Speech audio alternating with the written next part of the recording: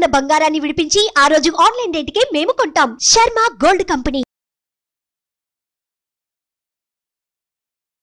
నమస్కారం, నేను మీ జాహ్నవి. ప్రస్తుతం మనమున్నాము ప్రముఖ జ్యోతిష్య వాస్తు పండితులు, ప్రముఖ ఆధ్యాత్మికవేత్త, అలంకార బ్రహ్మ, ప్రత్యంగిర అమ్మవారి ఉపాసకులు డాక్టర్ గుండిపూడి సుధీర్ శర్మ గురువు గారి దగ్గర మాట్లాడేద్దాం. నమస్కారం గురువు గారు. శ్రీమాత్రే నమః, శ్రీ గురుభ్యో నమః. అసలు ఏం మాట్లాడాలో నిజంగా అర్థం కావట్లేదు. ఆనందానికి అవధులు లేవని చెప్పాలి గురువు గారు. అసలు ఊహించింది ఒకటి, మీ ఇంటర్వ్యూ కావాలి గురువు గారు అన్నప్పుడు. ఇక్కడికి వచ్చిన తర్వాత అమ్మ అనుగ్రహం మా మీద, ముఖ్యంగా మా వ్యూస్ అందరి మీద ఎంతలా ఉందనేది కనిపించింది. భక్తులందరికీ, అంతే కదా, సో భక్తులందరికీ భక్తులందరికీ నేను ఆ వారాహి అమ్మవారి విశిష్టత చెప్పించాలని మీ వద్దకు వచ్చా. అనుగ్రహమే కలిగించేశారు. విశిష్టత చెప్పడం కాదు, అనుగ్రహమే వచ్చేసింది. అంత ఆనందం, నిజంగా సంతోషము. సో మాకు అమ్మవారి బ్లెస్సింగ్స్ ఎంత ఉన్నాయో సో ఇక్కడే అర్థమైపోయింది. ధన్యవాదాలు. అయితే వారాహి అమ్మవారు నవరాత్రులు మొదలైపోయాయి. 9 రోజులు అమ్మవారు చాలా చక్కగా మీరు పూజలు చేస్తూ ఉంటారు. అమ్మవారి అనుగ్రహం ఉంటూ ఉంటుంది. అయితే అసలు అమ్మవారు ఎలా వెలిసారు చెప్తూనే, అలాగే ఇంట్లో కూడా అమ్మవారి పూజ చేసుకోవాలి అనుకునేవారు చేసుకోవచ్చా? సో ప్రత్యేకంగా చేసుకోవాలంటే ఏ విధి విధానాల ప్రకారం జరుపుకోవచ్చు? వారాహి చాలా మంది శక్తి దేవత అని చెప్పి భయపడుతూ ఉంటారు. వారాహి అమ్మవారి గురించి చెప్పాలి అంటే చండీ సప్తశతి అనేటువంటి ఒక 700 శ్లోకాలు అమ్మవారి గురించి ఉంటాయి. చండీ అమ్మవారి గురించి. రక్తబీజుడు అనేటువంటి ఒక రాక్షసుని సంహారం చేయడం కోసమే ఈ చండీ పరాదేవత మహాలక్ష్మి, మహాకాళి, మహాసరస్వతి స్వరూపంలో ఎలా యుద్ధం చేసింది, ఎన్ని రోజులు యుద్ధం చేసింది, ఏ ఏ ఆయుధాలతో, ఏ ఏ శక్తులతో యుద్ధం చేసిందని చెప్పడమే చండీ సప్తశతి యొక్క పరమార్థం. ఈ చండీ సప్తశతిలో వారాహి గురించి కూడా ప్రస్తావన వస్తూ ఉంటుంది. అంటే అమ్మవారి నుంచి కొన్ని శక్తులు ఉద్భవింప చేసుకొని ఈ శక్తులన్నీ కూడాను మరలా అమ్మవారిలో నిమిడీకృతం చేసుకొని అత్యంత శక్తివంతురాలుగా తయారై రక్తబీజుడు అనేటువంటి రాక్షస సంహారం చేసింది చండీపరాదేవత. అక్కడ ఉద్భవించినటువంటి శక్తి మరి అమ్మవారికి ఇంతవరకు ఎవరికి తెలియదు, చాలా రహస్యంగా ఉంది. గుప్త నవరాత్రులు అని చెప్పి పిలుస్తూ ఉన్నాం, గుప్తంగానే ఉంది. అంటే అమ్మవారు సనాతనం నుంచి వస్తున్నటువంటి అమ్మవారు, కొత్తగా మనకు చేస్తున్నటువంటి తెలుస్తున్నటువంటి అమ్మవారు అయితే కాదు. అంటే మనకి మధ్య మధ్యలో కొంతమంది దేవతలు వస్తూ ఉంటారు. అలా కాకుండా సనాతన ధర్మంలో అమ్మవారి గురించి చెప్పబడుతూ ఉంది. ప్రజల్లోకి ఈ మధ్యన వెరీ రీసెంట్ గానే ఒక భక్తుడి వల్ల ఎక్కువగా అమ్మవారు బాగా ప్రాచుర్యంలోకి వచ్చింది. ఒక మాట చెప్పాలి అంటే ముఖ్యంగా లలిత అమ్మవారు, మనం ప్రతి ఒక్క ఆడవాళ్ళు పారాయణ చేసుకునేటువంటి లలితా సహస్రనామం, అలాగే అమ్మవారి పూజ చేసుకుంటారు. అమ్మవారి పటాన్ని కూడా ఇంట్లో పెట్టుకొని పూజ చేస్తూ ఉంటాం. మనం పటాల్లో రకరకాలు ఉంటాయి, కానీ లలిత అమ్మవారు సపరివార సమేతంగా ఉండేటువంటి పటం కనుక కూడా మనం తీసుకున్నట్లయితే అమ్మవారికి ఎడం చేతి వైపు ఆసనం ఏదైతే ఉంటుందో ఆసనానికి ఉండేటువంటి ఒక దిక్కుకు ఉండేటువంటి అధిపతే ఆ యొక్క వారాహి అమ్మవారు. లలిత అమ్మవారి సైన్యాధ్యక్షురాలు. అందుకనే అక్కడ వేరే సేనను గెలిపించింది, ఇక్కడ సైన్యాధ్యక్షురాలు కాబట్టి అక్కడ జనసేనను గెలిపించింది. అంటే ఒక వాహనానికి ఒక పేరు పెట్టుకున్నంత శక్తి వస్తుందా అంటే, భారతాన్ని తీసుకుంటే భారతంలో యుద్ధం చేసి గెలిపించింది ఎవరు? శ్రీకృష్ణుడు అని అందరికీ తెలిసినటువంటి ఒక రహస్యం, అవునా? అందరికీ తెలిసిన విషయం అది. పాండవులు యుద్ధం చేశారు, శ్రీకృష్ణుడు వెనక నుంచి నడిపించాడు కాబట్టి పాండవులు గెలిచారు అని. అసలు వీళ్ళందరికంటే ముందుగా వెళ్ళి యుద్ధం చేసినటువంటి ఒక శక్తి ఉంది. ఏమిటి అంటే, జెండాపై కపిరాజు అనే ఒక శ్లోకం ఉంటుంది కదా, ఆ పైన ఉన్నది ఎవరు? ఆంజనేయ స్వామి వారు.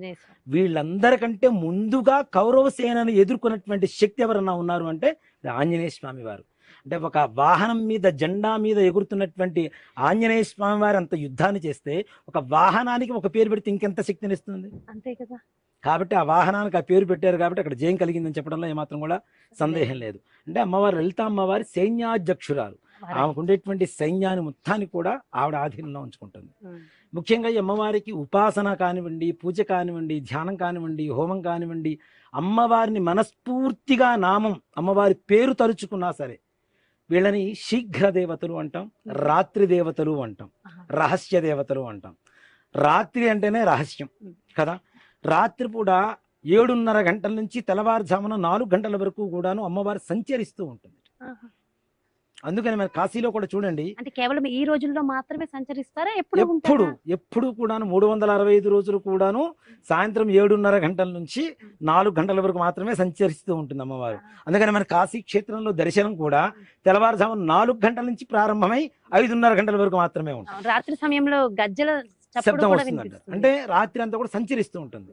ఇప్పుడు అమ్మవారి గురించి, అమ్మవారి సంచరించేటువంటి సమయంలో ఆరాధన చేయడం ద్వారా అమ్మవారి అనుగ్రహం మనకు తొందరగా కలుగుతుంది. ఆవిడ దృష్టి మన మీద కలుగుతుంది.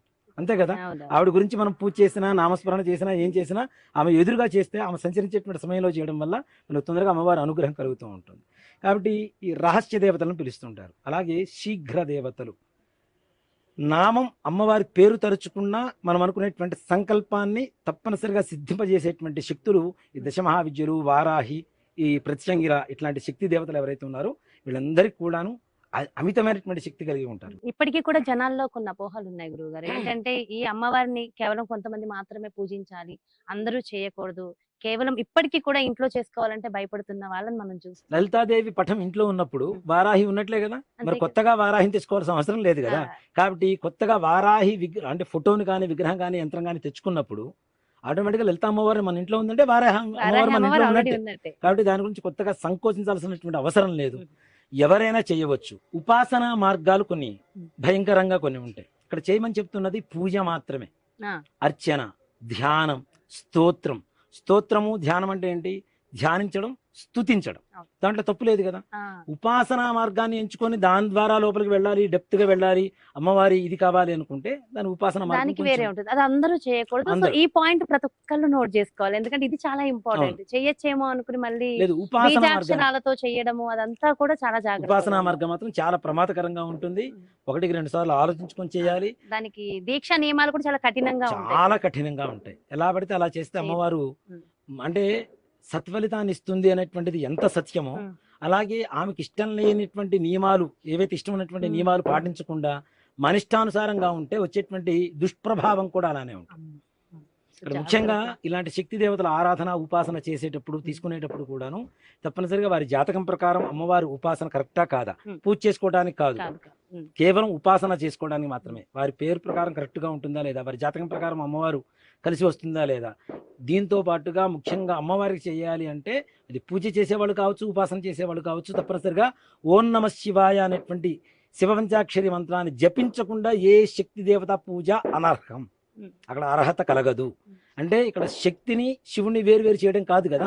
ఇద్దరు కలిసి ఉంటేనే మనకి పరిపూర్ణమైనటువంటి అనుగ్రహం కలుగుతుంది. జగతపితరం వందే పార్వతీ పరమేశ్వరం అని చెప్పి చెబుతూనే ఉన్నాం. పార్వతీ పరమేశ్వరే జగత్ మొత్తానికి తల్లిదండ్రులని. కాబట్టి అమ్మవారి నుంచి శక్తిని, శివుణ్ణి వేరు చేయకూడదు. కాబట్టి తప్పనిసరిగా అమ్మవారి అనుగ్రహం తొందరగా కావాలి.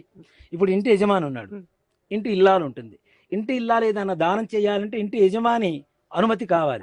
అలాగే పరమేశ్వరుడు అనుగ్రహం ముందు పొందగలిగితే అమ్మవారి అనుగ్రహం అతి శీఘ్రంగా పొందవచ్చు.